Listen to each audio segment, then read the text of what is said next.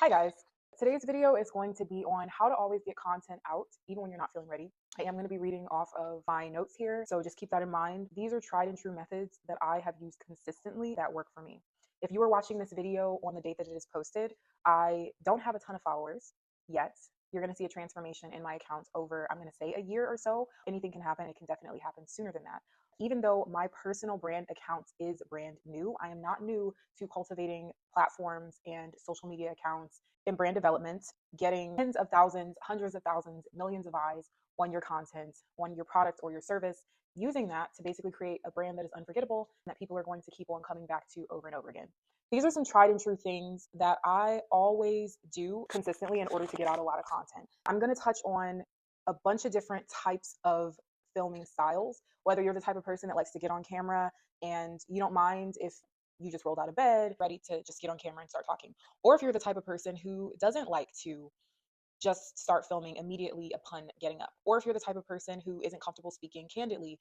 I'm going to basically walk you through how to create content in a way that is authentic and organic to you, but also is in alignment with your personal filming style, because you don't want to be out of alignment when it comes to your way of producing content, because it is kind of a volume game. At a certain point, it is a quality game, but it's also a volume game. You need to have a good mix between the two. If you are having trouble with the way that you are creating content, essentially the system that you're using to create content, it's not going to be sustainable for you long term. This is literally something that works for everyone. Number one is to separate your aesthetic footage from your voiceover. What does this mean? This means that you are filming your aesthetic clips, just the visual of your content. You are not necessarily talking at the same time. This works really well for me because I am someone who does value the aesthetic look of my overall feed. That's not something that necessarily everyone is invested in. I want to make something really clear. I'm invested in it because it is something that I find enjoyable. It is not something that I feel like I have to do. I don't feel like I have to have my hair done or put on makeup in order to get on camera. I don't feel like I have to have an aesthetically pleasing background necessarily. There are videos that are going to do really, really well with people obviously being super candid. It's super impromptu. That fits what they're doing. I'm never saying I personally will never put out a video like that. What I am saying is that I do find it fun and enjoyable for me to kind of have some sort of aesthetic continuity or some sort of aesthetic intentionality in my videos. Not everyone necessarily feels that way. I do see a lot of stuff going around where people are like, get up out of bed, roll up out of bed, post your content because I feel more relatable to you.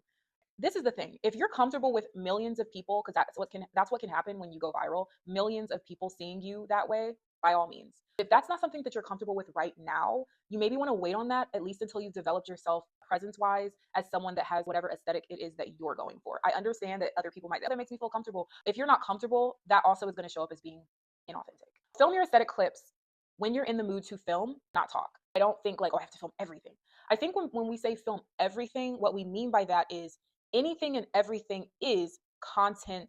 I want to say contentable. Everything can be used for content. That doesn't mean that you have to personally film everything for content. Does that make sense? Film your aesthetic clips and then record your voice over separately whenever inspiration strikes. This allows you to stack content and then later you can mix and match your visuals with your audio. This is a game changer. Even if you're someone who can just talk off the cuff and you don't need notes or anything and you're just talking to the camera. What if you had 20, 30, 40 drafts of audio and visuals that you could just put together anytime? You will never run out of content.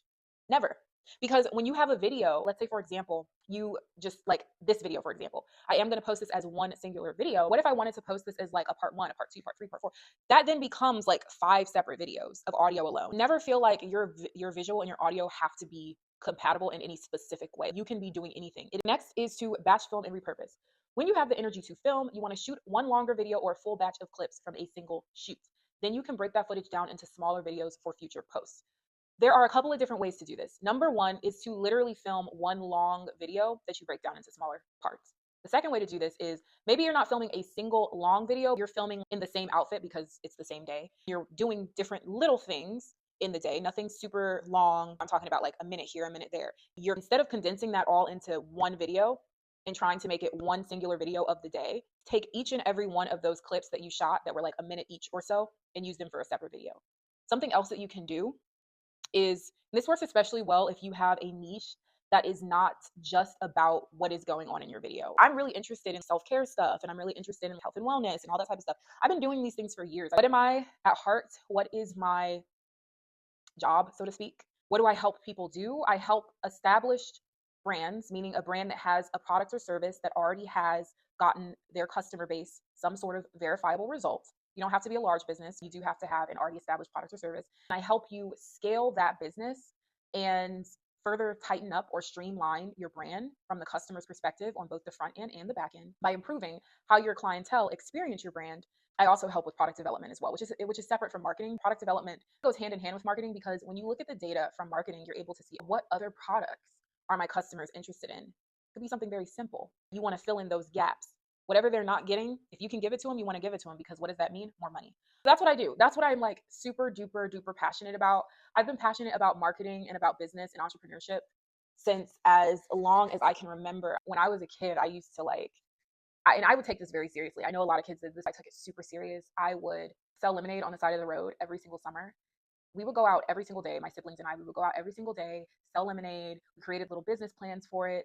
It was pretty serious. It was serious. We kept on, we would redo the formula over and over again. After that, I remember, I think I was around 16 or started selling hair. I started selling bundles on eBay. I also had a website. I built this website. I coded it by myself on WordPress. This was before, I don't know if this is technically before Shopify. It was like before I knew about Shopify. Everything. I'm not a coder. I taught myself how to do all of this stuff as it was needed. Everything from the shopping cart, from the integration between collecting payments and all these things. I did that.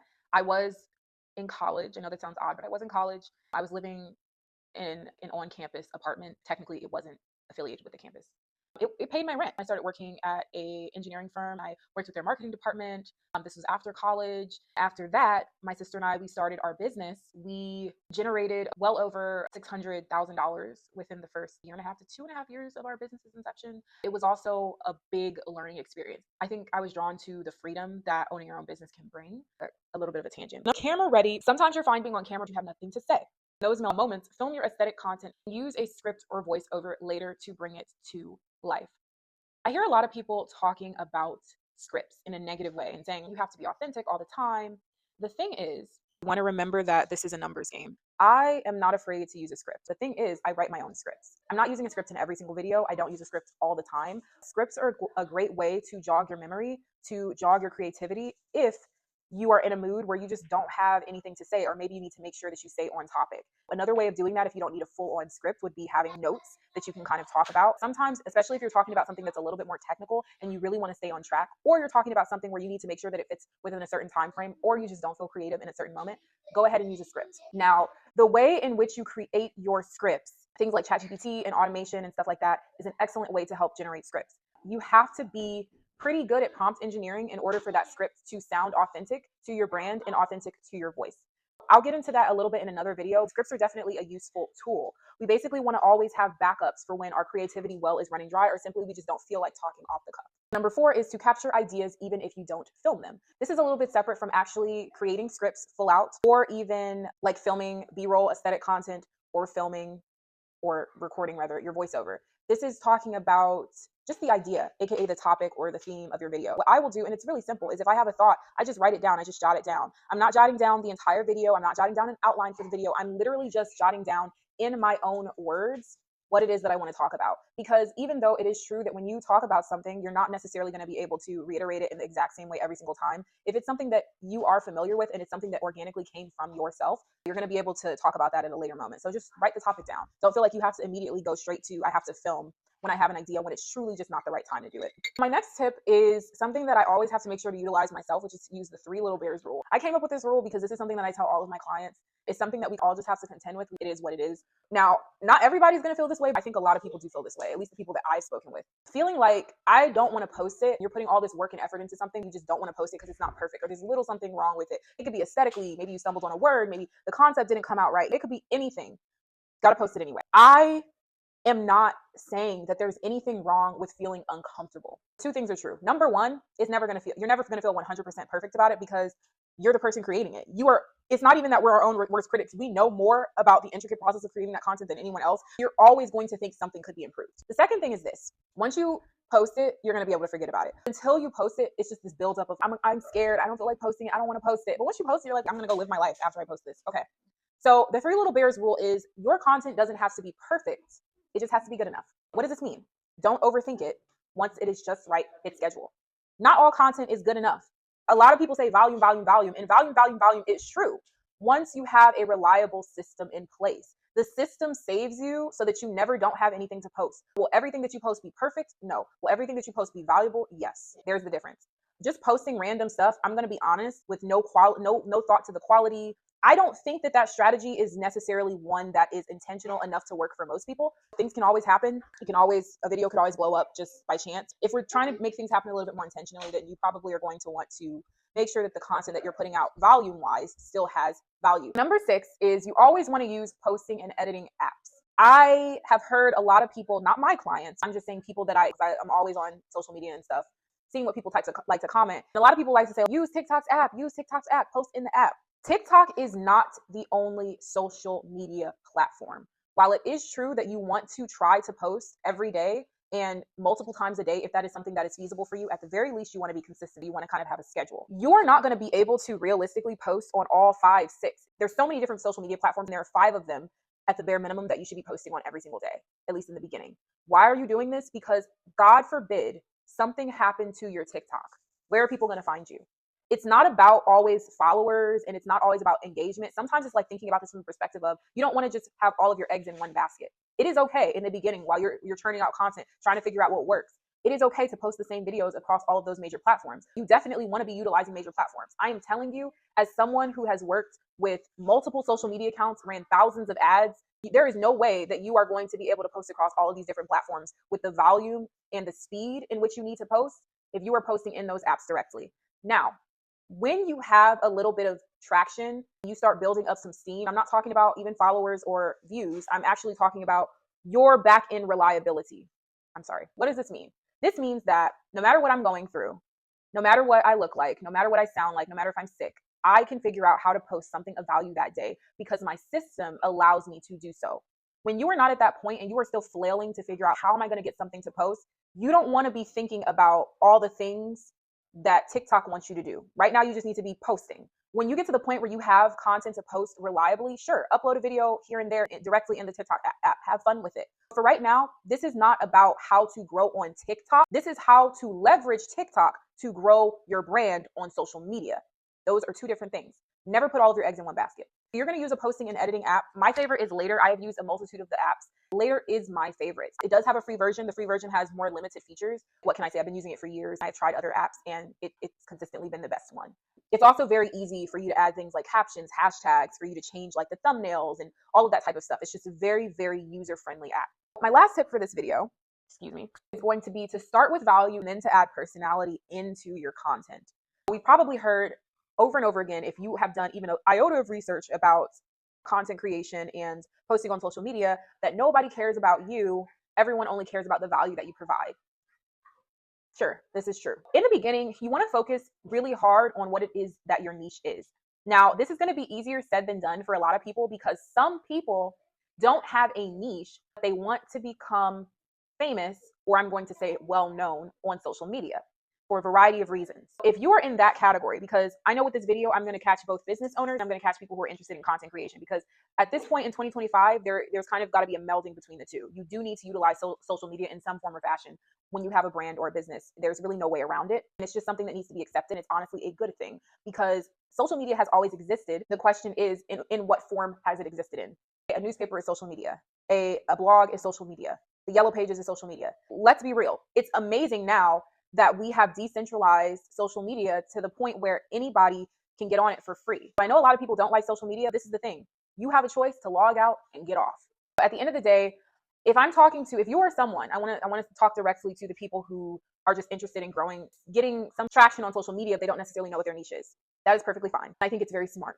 I also think that you need to know, why are you doing this? Number one, what is your true intention behind wanting to grow on social media? Write that down for yourself. If it's to make money, then you need to figure out, what am I going to do in order to make money? Am I going to get sponsorships? Am I going to get brand deals? Am I going to sell a product or a service? What am I going to do? If you are a business owner, the beautiful thing about that is that you already have a niche. Your business is your niche. It's not your product or your service. It is the results that your customer gets by experiencing your brand. When it comes to focusing on your niche, that means that you have to actually have something of value that you are able to provide to other people. That's why when you see people, or you see someone like me and you see me getting on social media and you're like, where is this information coming from? It's because I did all of this for several years. Now I am putting it onto social media. I'm not coming to you trying to grow my own personal knowledge, even though I'm always growing, I'm always learning as I'm posting on social media. This is why I say you're creating content for past you, not current you. Everyone has something of value to offer. You want to make sure that that something of value that you're offering is something that you can legitimately say, I have expertise in this area. Sometimes it's not about expertise. Sometimes it's about a feeling that people are going to experience. If your content is really aesthetics focused, that's very calming for a lot of people. It's aspirational. Maybe your content is cooking content that kind of speaks for itself. Maybe it's funny. It could be any of those things. It just has to be something that you are comfortable with sharing in a way that is actually making other people have a positive experience. I'm just going to give a general rule of thumb, which is after posting at least 30 videos a month, you can start to sprinkle in fun, personal, or random aspects of your life. This is just to make sure that you are staying on track with the focal point of your brand on social media, at least in the beginning, being the value that you offer and deliver to your audience. These are all things that I would sit and I would write down. It doesn't have to be super long or anything like that. You at least want to come up with like, what is my niche going to be? Now, I am going to talk a little bit more about my niche because I feel like the way in which I present my content is very unique, in that I have multiple interests. The service that I offer to my clients is still a singular service. There are sub-services within that umbrella service. I do motivational content. It's motivational to help inspire you to become the best version of yourself. In doing so, it becomes easier for you to market your brand. You're the business owner, so you have to take care of yourself. Self-care is integral to growing your business, because without self-care, who's going to run the business? I want my space to be a space that women can come to and feel like I get to actually take care of my full self, because these are things that I love doing. So I want to express that in my content. And because I can do it, I also use that content as a vehicle to give marketing tips and branding tips and business tips. These are just kind of general things. If anything that I want you to take away from this video, what I want you to take away is that posting is a system. Posting is a system. It does not have to be hard. There are a bunch of people in here giving very well-meaning advice, talking about just post, just post, just post. And that is great. I am actually talking to the people that are beyond that hump of just posting. They're like, wait, why is it so hard to post consistently? The reason is because you don't have a backend system. We're going to talk more about this. This was me giving it to you in a visual format. I will be going more in depth on how do we actually create the technical framework for posting consistently on social media. Thank you all for sticking it out with me today. Until next time.